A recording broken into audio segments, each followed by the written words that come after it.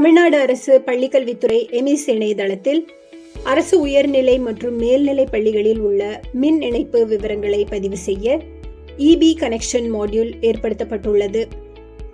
emis.tnschools.gov.in பள்ளி login schools மெனுவில் EB connection மாடியூலை click செய்தால் இந்த திரை தோன்றும்.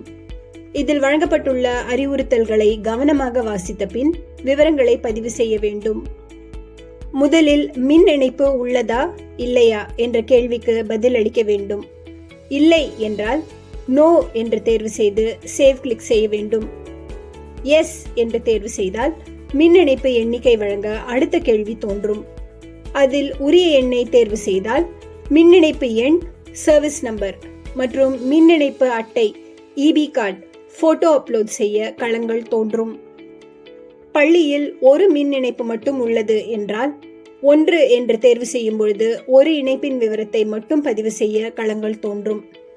2 அல்லது அதற்கு மேற்பட்ட மின் இணைப்புகள் இருப்பின் அதற்கான எண்ணிக்கையை தேர்வு செய்யும் பொழுது அதற்கேற்றாற்போல் களங்கள் தோன்றும்.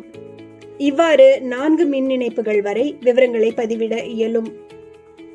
மின் இணைப்பு எண் பதிவிடும் பொழுது முதலில் மண்டல எண் ரீஜியன் நம்பர் அளித்து மின் இணைப்பு அட்டையில் உள்ளவாறு பிரிவு எண், செக்ஷன் நம்பர், மின் பகிர்மான எண், டிஸ்ட்ரிபியூஷன் நம்பர் மற்றும் சேவை எண், சர்வீஸ் நம்பர் வழங்க வேண்டும்.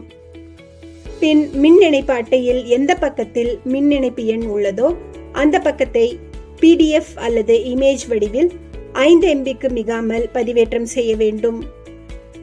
அனைத்து விவரங்களையும் கவனமாக பதிவிட்ட பின் சேவ் கிளிக் செய்ய வேண்டும்.